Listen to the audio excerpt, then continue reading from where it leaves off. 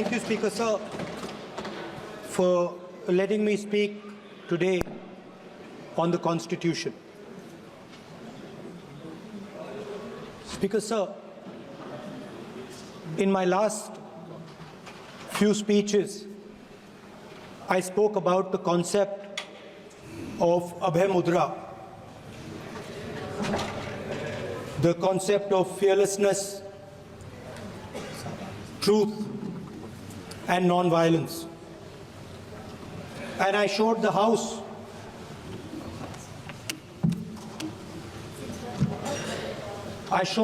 images of our different religions displaying this Abhay Mudra.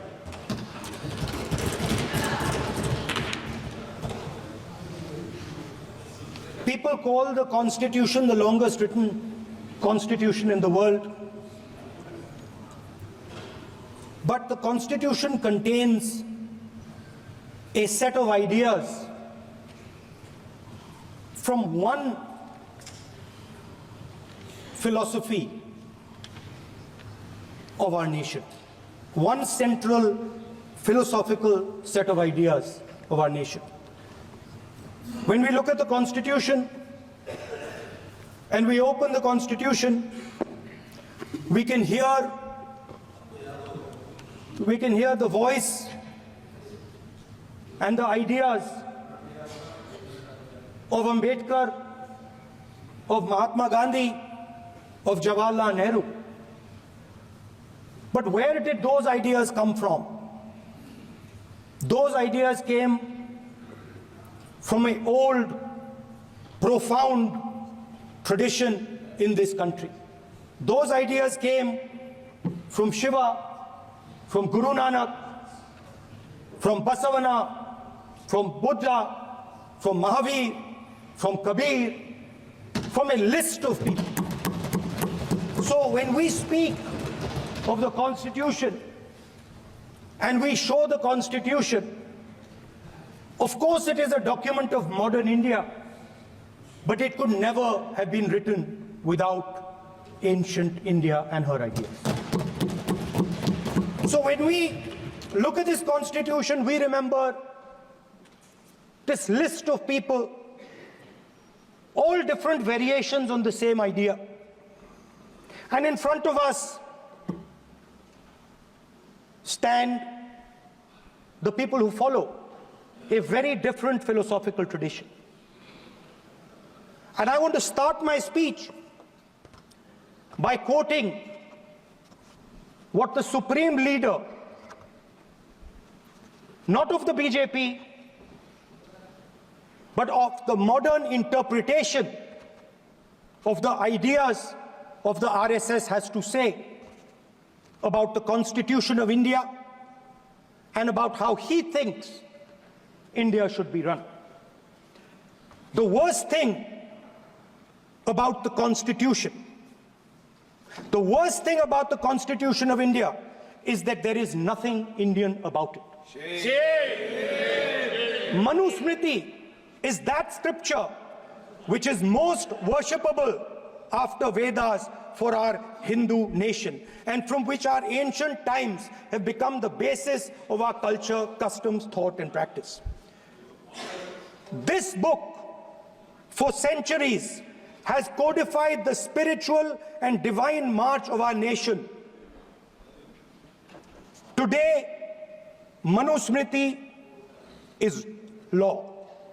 These are the words of Savarkar. Mr. Savarkar has clearly stated in his writings that there is nothing Indian about our Constitution. He has clearly stated that the book India is run by should be superseded by this book. And this is what the fight is about. Now, it's nice that all of you are so-called defending the Constitution. But I want to ask you, do you stand by your leader's words? Do you support loyal leaders' words? Because when you speak in parliament about protecting the constitution, you are ridiculing Savarkar. You are abusing Savarkar. You are defaming Savarkar. I'd like to quote also in Hindi. Bharat के संविधान के बारे में सबसे बुरी बात तो यह है कि इसमें कुछ भी भारतीय नहीं है। भारत के संविधान के बारे में सबसे बुरी बात तो यह है कि इसमें कुछ भी भारतीय नहीं है। यह आपके नेता ने कहा था, जिसकी आप पूजा करते हैं। Speaker sir, I described in my first speech the idea of a battle taking place. I described the Mahabharata, described Kurukshetra. There is a battle taking place today in India.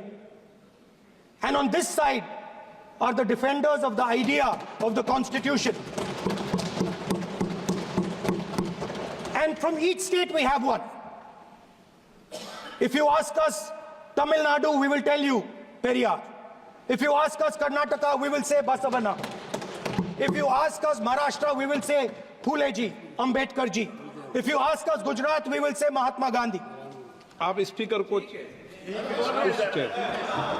You praise these people.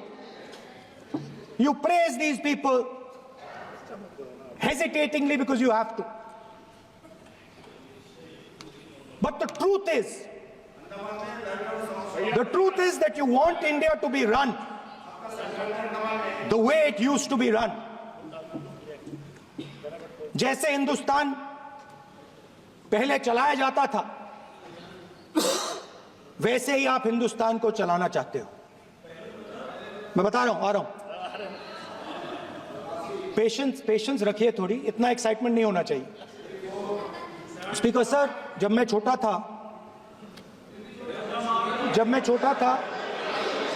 Delhi में, speaker sir, Delhi के चारों ओर जंगल हुआ करता था। जो आज यहां रहते हैं उनको ताजुब होगा कि एम्स के बिल्कुल बगल में जंगल शुरू होता था। जहां रेलवे म्यूजियम है वहां पे जंगल शुरू होता था। वैसे ही जंगल में, दोनों नॉर्थ और साउथ, वैसे ही जंगल में हजारों साल पहले एक युवा, 6-7 साल का युवा, हर रोज सुबह उठ के 4 बजे उठ के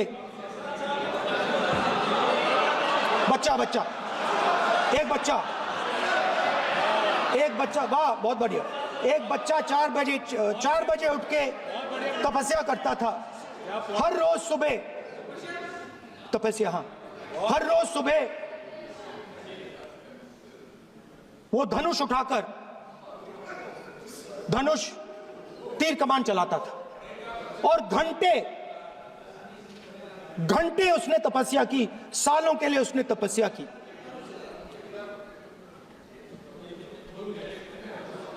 पास लोगों को पता लगने लगा कि लड़का है। यही तो आप नहीं समझ सकते हो, यही तो प्रॉब्लम है।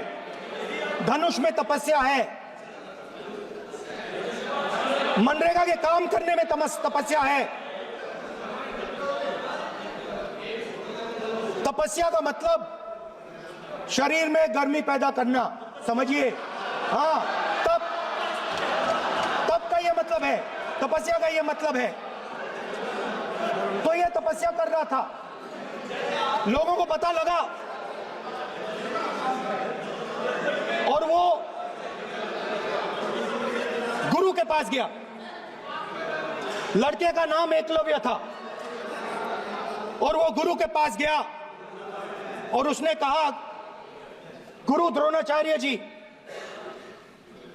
मैं सालों से धनुष चलाना सीख रहा हूं, मैंने अपनी पूरी शक्ति इसमें डाली है,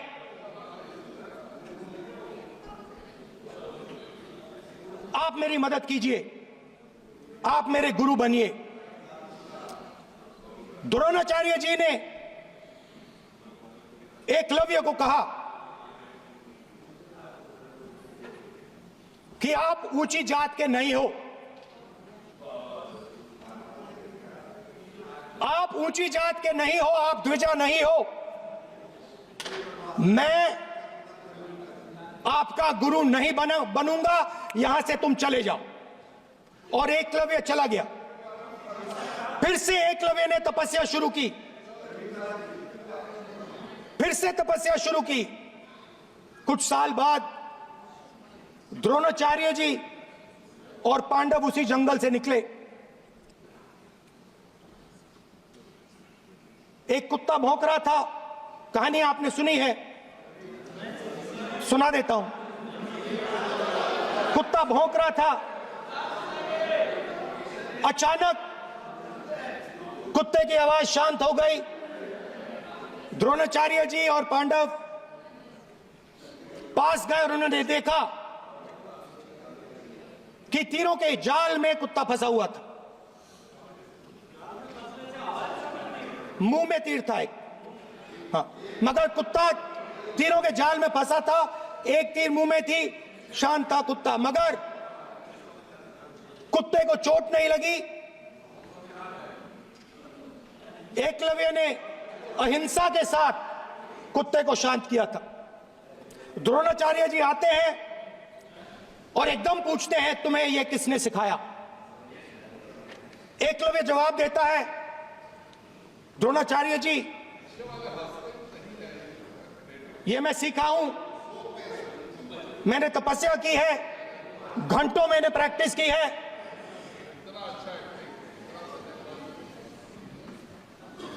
आपने मुझे गुरु बनने से मना किया था, तो मैंने एक मूर्ति,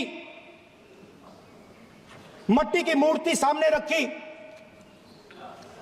और मैंने प्रैक्टिस की और मैं सीखा। द्रोणाचार्य जी खुश नहीं हुए। द्रोणाचार्य जी ने एकदम कहा, तुम्हें मुझे गुरु दक्षिणा देनी है।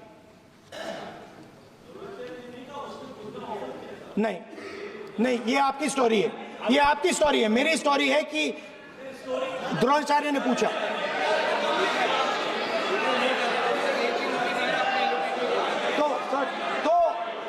तो द्रोणाचार्य जी ने, Sir, the PM will not speak. You have to understand. If you are not giving order, Prime Minister has to speak. That you have to understand. If you are not giving protection, if you are not giving protection to LOP, then Prime Minister has to speak here. I will tell you. We will be very clear. ठीक है sir. माननीय सदस्य, आपको मैंने कई बार कहा, आप धमकी शब्दों में मत बोला करिए। एक मिनट जाती। द्रोणाचार्य जी ने, कार्य मंत्री बोले, कितना डिस्टर्बेंस कर रहे थे। द्रोणाचार्य जी ने कहा कि मुझे आप गुरु दक्षिणा दीजिए। मेरी स्पीच ले ली आपने। तो द्रोणाचार्य जी ने उनसे कहा कि गुरु दक्षिणा के लिए मुझे तुम्हारा हुनर, तुम्हारा भविष्य, तुम्हारा अंगूठा चाहिए। और एकलव्य ने अंगूठा काट के द्रोणाचार्य को दे दिया।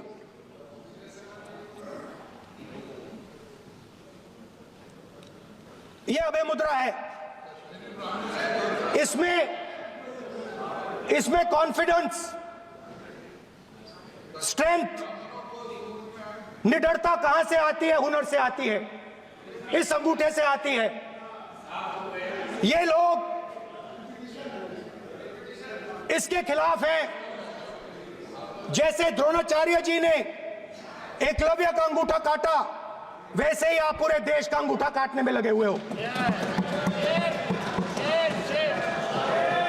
आप जैसे ही एकलव्य का, जैसे द्रोणाचार्य जी ने एकलव्य का अंगूठा काटा, वैसे ही आप हिंदुस्तान के युवाओं का, जैसे ही एकलव्य ने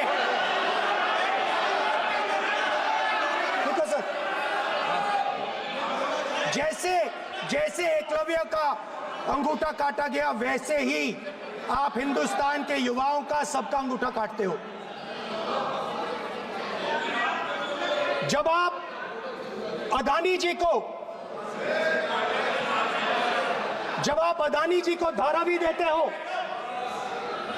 तो आप धारावी के जो एंटरप्रेन्योर्स हैं, जो स्मॉल एंड मीडियम बिजनेसेस हैं, उनका आप अंगूठा काटते हो। जब आप हिंदुस्तान के पोर्ट्स, एयरपोर्ट्स, डिफेंस इंडस्ट्री, ये सब जब आप अदानी को देते हो,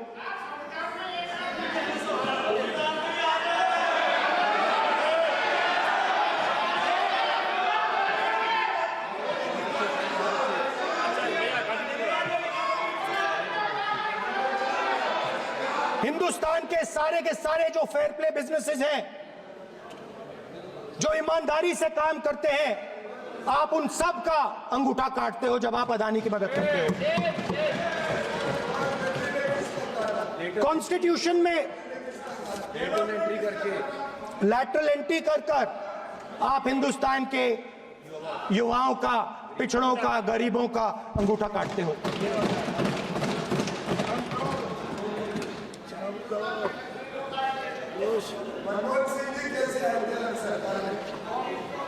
सर, स्पीकर सर, जैसे एकलव्य ने प्रैक्टिस की थी, वैसे ही हिंदुस्तान के युवा सुबह उठकर 4 बजे उठकर अलग अलग एग्जाम्स की तैयारी करते हैं।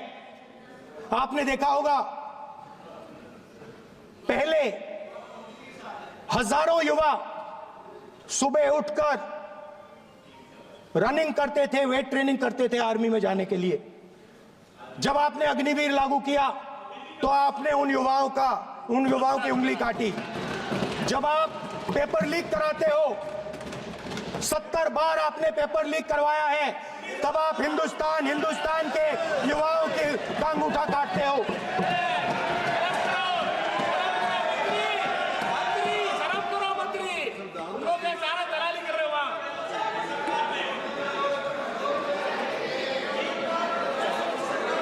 आज बाहर, दिल्ली के बाहर आपने किसानों पर टीयर गैस चलाया है, आपने किसानों पर लाठीचार्ज किया है।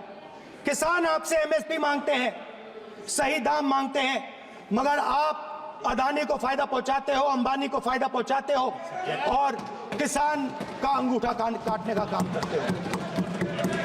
देखिए,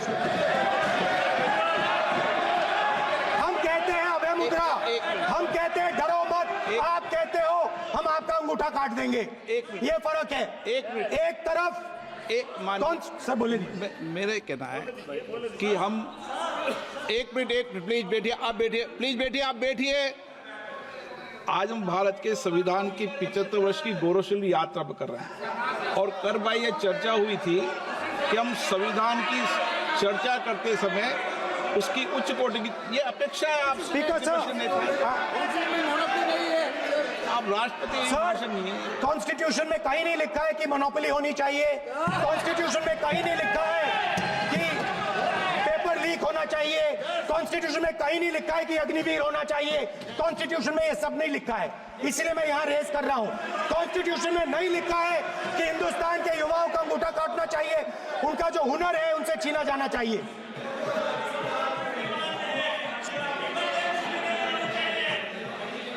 बैठे कर रहे हैं सर, 5 बजे अब भी बैठे करेंगे। अब कुछ नहीं बोलना है उसको। 5 बजे देखिएगा, 5 बजे देखिएगा क्या करते हैं। स्पीकर सर,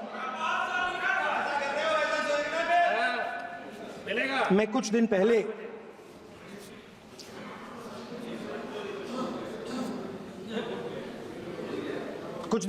मैं हाथरस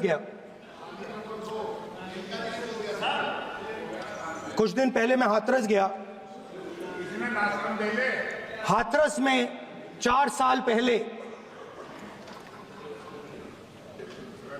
एक लड़की का बलात्कार होता है। गैंग रेप होता है। 3-4 लोग गैंग रेप करते हैं, मैं 2-3 दिन पहले उस लड़की के परिवार के घर में गया।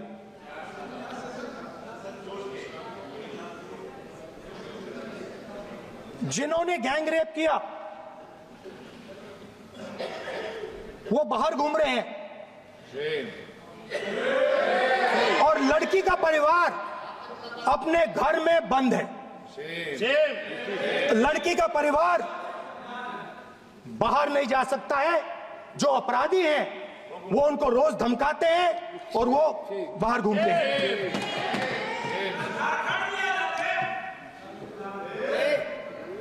परिवार ने मुझे बताया कि बेटी का जो अंतिम संस्कार था वो भी नहीं करने दिया और चीफ मिनिस्टर ने इसके बारे में खुलकर मीडिया में झूठ बोला है। ये कॉन्स्टिट्यूशन में कहां लिखा है? ये कॉन्स्टिट्यूशन में कहां लिखा है कि जो बलात्कार करते हैं वो बाहर रहे और जिसका रेप हुआ है, जिसके परिवार, उस परिवार को बंद कर दिया जाए? कहां लिखा है कॉन्स्टिट्यूशन में? ये आपकी किताब में लिखा हुआ है, मनुस्मृति में लिखा है, मगर कॉन्स्टिट्यूशन में नहीं लिखा। और अगर आप कहते हो कि यूपी में आपका राज है और वहां पे कॉन्स्टिट्यूशन नहीं लागू होता है, वहां पे मनुस्मृति लागू हो रही है।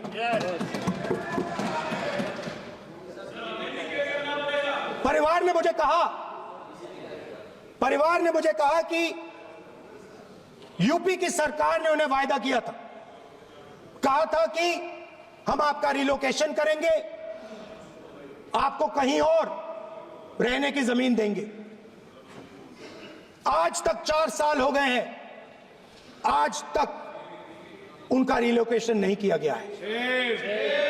और हर रोज उन्होंने मुझे फोटो दिखाई, वो बाहर निकलते हैं और जिन्होंने बलात्कार किया वो धमकाते हैं उनको।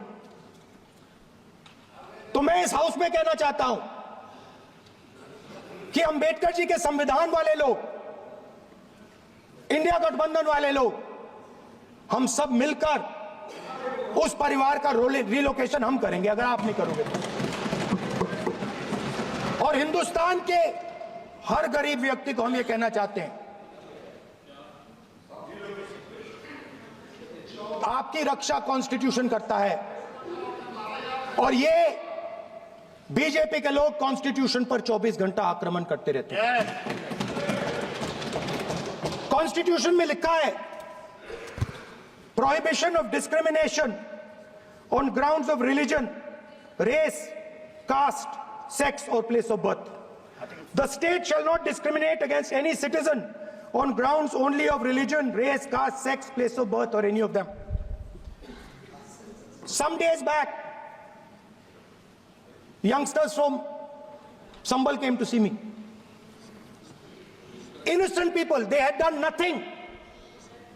They were just, वो बस पास में थे, 5 लोगों को गोली मार के हत्या कर दी। ये कहां लिखा है कॉन्स्टिट्यूशन में? ये कहां लिखा है? कॉन्स्टिट्यूशन में तो लिखा है prohibition of discrimination of grounds of religion. और जहां भी आप जाते हो, एक धर्म को दूसरे धर्म से लड़ाते हो, नफरत फैलाते हो। कहां लिखा है कॉन्स्टिट्यूशन में?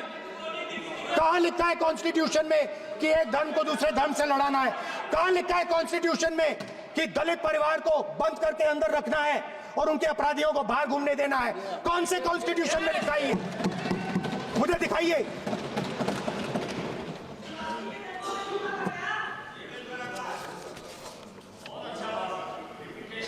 स्पीकर साहब, हमारी जो विचारधारा है, इंडिया गठबंधन की विचारधारा है, वो देश में कॉन्स्टिट्यूशन लाई है। हम सब मिलकर कॉन्स्टिट्यूशन की रक्षा करते हैं। अंबेडकर जी ने कहा था, if there is political equality but no social and economic equality, political equality will be destroyed. ये अंबेडकर जी के शब्द हैं। और आज यह बात सबके सामने है। पॉलिटिकल इक्वालिटी जो थी वो खत्म हो गई है। हिंदुस्तान के सारे इंस्टीट्यूशंस कैप्चर कर लिए गए हैं। सोशल इक्वालिटी नहीं रही, फाइनेंशियल इकोनॉमिक इक्वालिटी नहीं रही। इसीलिए हमारा अगला कदम जाति जनगणना होगा। हम देश को दिखाना चाहते हैं कि आपने किन लोगों का और कहां कहां अंगूठा काटा है। हम दलितों को, आदिवासियों को, पिछड़ों को, किसानों को, मजदूरों को दिखाना चाहते हैं कि आपने किस किस का अंगूठा काटा है। इसलिए जो मैंने वायदा किया था, इसी हाउस में यहां हम कास्ट सेंसस लागू करेंगे और उसके बाद हिंदुस्तान में एक नए तरीके का विकास होगा, एक नई तरीके की राजनीति होगी। जो मैंने पहले कहा था, जो आपको अच्छा नहीं लगता है, 50% रिजर्वेशन, उस दीवार को हम यहां तोड़ेंगे। 50% रिजर्वेशन की दीवार और जाति जनगणना हम यहां करा के दिखाएंगे। आपको जो कहना है कर लो, कह लो। स्पीकर सर, बहुत बहुत धन्यवाद। देखिए